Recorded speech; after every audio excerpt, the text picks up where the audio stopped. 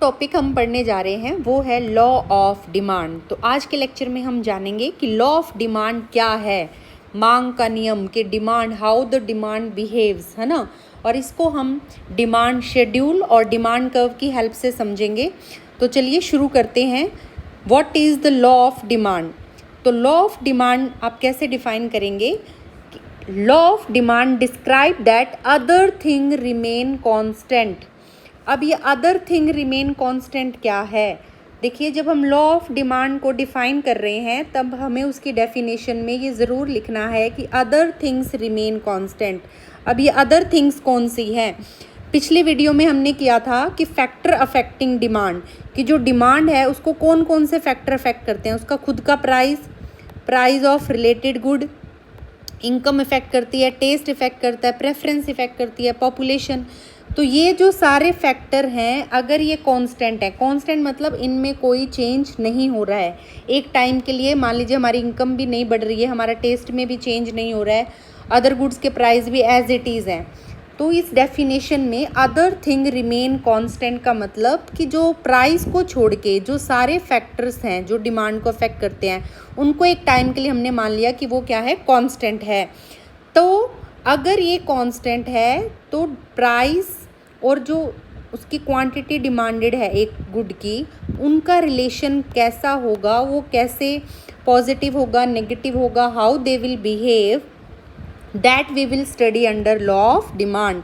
तो इस बात का आपने स्पेशल ध्यान रखना है कि अदर थिंग रिमेन कांस्टेंट। ये क्यों, मैं अभी आगे आपको बताती हूँ। तो first of all try to understand what law of demand is. तो हमने डेफिनेशन में कहना है कि अगर other thing remain constant then if the price goes down quantity goes up, price goes down quantity goes up, and price goes up तो quantity goes down. Like pizza है, suppose अगर पिज़्ज़ा आपको 300 rupees में मिल रहा है तो आप एक ही बाय करेंगे। अगर एकदम से पिज़्ज़ा का प्राइस 100 रुपीज़ हो जाता है तो आप हो सकता है 2 बाय करें, 3 बाय करें। तो that is there exist a inverse relation between price and quantity demanded. Price and quantity demanded always move in the opposite direction. That is the law of demand. तो law of demand क्या है कि जो demand को other सारे factor हैं price को छोड़ के जो उसको अफेक्ट करते हैं, अगर एक टाइम के लिए सारे कांस्टेंट हैं, दैट इज़ उनमें चेंज नहीं हो रहा है, तो there exist a inverse relation between price and quantity demanded. अब बात आती है कि हमने ये क्यों कहा कि ये कांस्टेंट है। अभी देखिए, मैंने कहा कि आपके पास 300 रुपीज़ हैं, तो 300 रुपीज़ क्या होगी आपकी इनकम। अब अगर पिज़्ज़ा जो है उसका प्राइस बढ़ के 600 रुपीज़ हो गया, लेकिन आपकी पॉकेट मनी इनकम भी 600 होगी, तो फिर तो आपकी क्वांटिटी डिमांड उतनी रही, प्राइस अप होने के साथ वो कम नहीं हुई। तो उस केस में देखिए, अगर हमने इनकम को कांस्टेंट 300 ना माना तो हम इस रिलेशन को प्रूव नहीं कर पाएंगे। इसलिए लॉ ऑफ डिमांड स्टडी करने के लिए हमें ये ध्यान रखना ज़रूरी है कि ये लाइन हमने लिखनी है अदर थिंग मतलब other factor will remain constant, तभी ये रिलेशनशिप हम प्रूव कर पाएंगे। तो अगर अदर फैक्टर्स कांस्टेंट है तो there exist a negative relation between price and quantity demanded. अगर अदर फैक्टर को हमने कांस्टेंट या नहीं लिया तो फिर ये रिलेशनशिप हम प्रूव नहीं कर पाएंगे। तो इसीलिए हम इकोनॉमिक्स में आगे आप देखोगे कुछ टूल्स जब हम करते हैं तो उसके लिए हम ऐसा अज्यूम करते हैं कि ये चीज़ कांस्टेंट है, इसको प्रूव करने के लिए। सपोज़ आपसे आपके पेरेंट्स पूछें कि आप बताइए कि आपका स्कूल कैसा है, तो सपोज़ आप इसी तरह बताओगे ना कि मान लीजिए यहाँ पे एंट्री है, मानते हैं हम, एक्चुअल में तो नहीं होता। तो ऐसे ही रियल लाइफ रियलिटी बहुत कॉम्प्लेक्स होती है, तो उसको सिंपल में समझने के लिए हमें कुछ अज्यूम करना पड़ता है। तो यहाँ पे अगर हम इन फैक्टर को कांस्टेंट नहीं मानेंगे तो इन दो वेरिएबल के बीच में हम रिलेशन ड्राइव नहीं कर पाएंगे। दूसरी जो बात है, आगे अब हम इसको टेबल और डायग्राम से करेंगे। तो अगर 2 ही फैक्टर हैं तो इसको ईजिली हम एक्स एक्सिस वाई एक्सिस पे या एक सिंपल टेबल से समझ पाएंगे। अगर ये सारे हमने साथ में ले लिया, इनकम भी चेंज हो रही है, टेस्ट भी चेंज हो रहा है, अदर गुड्स भी चेंज हो रहा है, तो फिर हम एक कंक्रीट रिलेशनशिप 2 वेरिएबल में ड्राइव नहीं कर पाएंगे, वो बहुत कॉम्प्लेक्स हो जाएगा। इसलिए अदर थिंग रिमेन कांस्टेंट लेना ज़रूरी है। अब हम इसको एक टेबल और डायग्राम से समझेंगे। अब ये टेबल क्या है, तो ये वर्ड आपके आएगा डिमांड शेड्यूल, शॉर्ट में पूछा भी जा सकता है। लॉ ऑफ डिमांड हमने किया कि other thing remain constant, there exist inverse relation between price and quantity demanded. तो अब इसी चीज़ को जब हम एक टेबल से या आप कह लीजिए लिस्ट से प्रूव करेंगे और एक डायग्राम से प्रूव करेंगे, तो जो लिस्ट होती है, किस चीज़ की लिस्ट?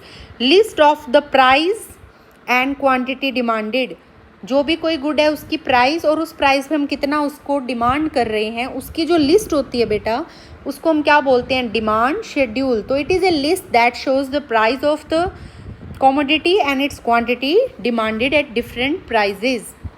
तो demand schedule is a table that list how many units consumer will buy at it possible price at a given point of time. मान लीजिए मैंगो है, तो suppose initially the price of mango is 200 rupees, तो how much demand is there?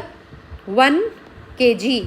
And if the price drop down, कम हो जाता है 200 से 150, तो ये कितना हो गया?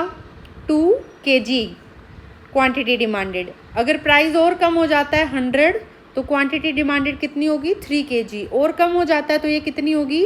4 kg। तो इस तरह से इसको हम बोलते हैं इंडिविजुअल डिमांड शेड्यूल। इंडिविजुअल का मतलब एक पर्सन का डिमांड शेड्यूल। अगर अब हमारे पास आ जाए कि मार्केट का डिमांड शेड्यूल बताओ, मार्केट का मतलब कि पूरी मार्केट में तो एक से ज़्यादा लोग रहते हैं, तो मान लीजिए अगर ये ए पर्सन का है, तो ऐसे ही हम एक और बी पर्सन का बना लेते हैं। सपोज बी पर्सन जो है वो 200 पे 2 kg डिमांड कर रहा है और 150 पे उसकी डिमांड 3 हो जाती है, फिर 4 हो जाती है, फिर 5 हो जाती है। हमने मान लिया कि मार्केट में टोटल कितने लोग हैं? 2 लोग। तो पूरी जो मार्केट की जो डिमांड है वो कैसे आएगी? इन दोनों को प्लस करके 1 + 2 3, 2 + 3 5, 3 + 4 7, 4 + 5 9। तो ये जो थी क्वांटिटी डिमांडेड, ये क्या था? Individual demand schedule. इंडिविजुअल मतलब जब एक पर्सन अलग अलग प्राइस पे कितना डिमांड कर रहा है, वो जो लिस्ट होती है या जो टेबल उसको दिखाता है, उसको कहते हैं इंडिविजुअल डिमांड शेड्यूल। आपसे साथ में ये भी पूछा जा सकता है कि what is market demand schedule. तो मार्केट में हमने मान लिया कि 2 लोग हैं, या आप 3 भी ले सकते हो, तो इसी प्राइस पे ए 1 kg ले रहा है, बी 2 kg, तो दोनों का ऐड कितना हो गया? टोटल मार्केट डिमांड कितनी होगी? 3। 150 पे ए 2 ले रहा है, बी 3, तो टोटल मार्केट डिमांड क्या होगी? सबका टोटल, है ना, तो 5 हो जाएगी। ऐसे ही 100 रुपीज़ पे ए कितना बाय कर रहा है? 3 kg, बी 4, तो टोटल मार्केट डिमांड कितनी होगी? 7। 50 पे 4 + 5 9। तो ये जो आपका डेराइव हो गया, ये क्या हो गया? Market demand schedule.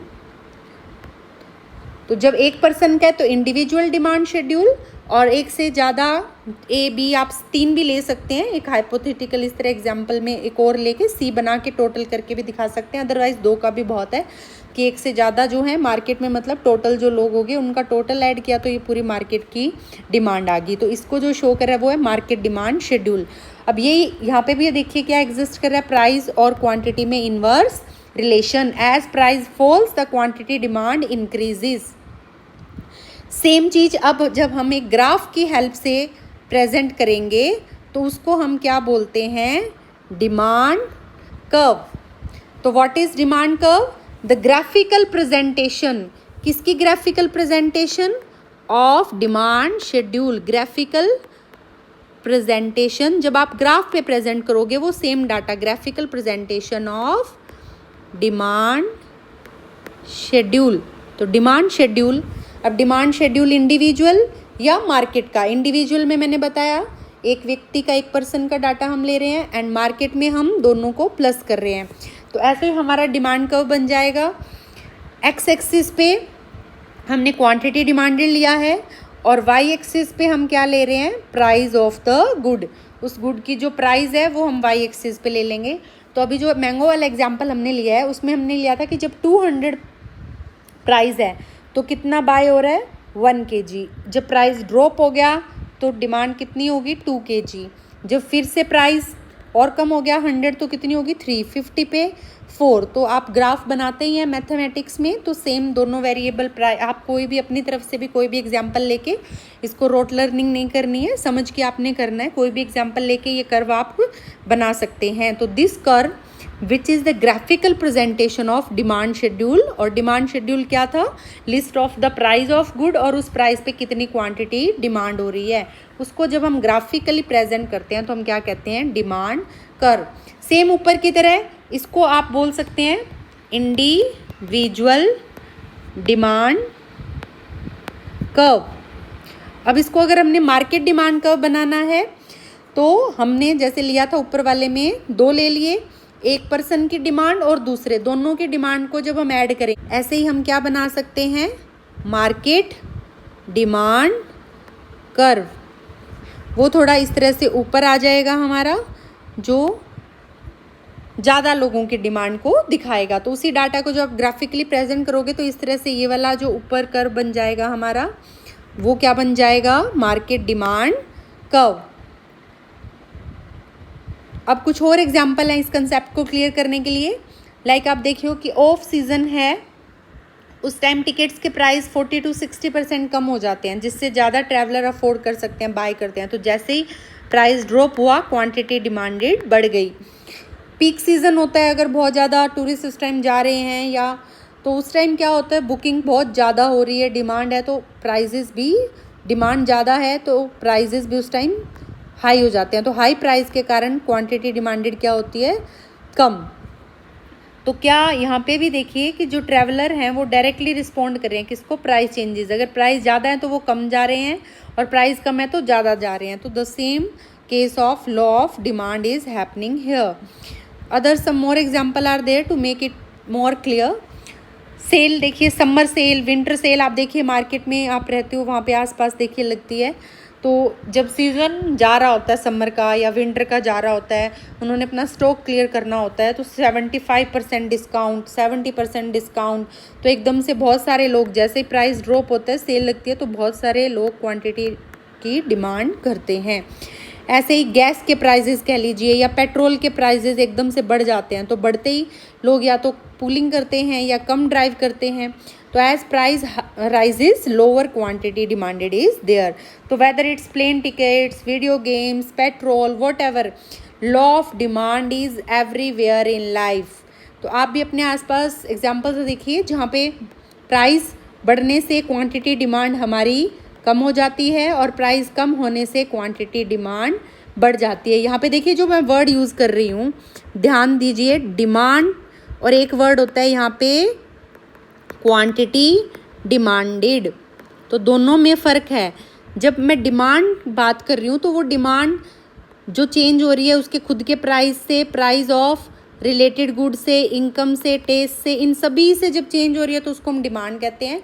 और जब हमारी क्वांटिटी डिमांड मतलब सिर्फ और सिर्फ प्राइस के कारण चेंज हो रही है तो हम वर्ड यूज़ करते हैं क्वांटिटी डिमांडेड। तो आज हमने जाना law of demand, that is other thing remain constant, there exists a negative relation, inverse relation between the price and quantity demanded. तो आई होप आप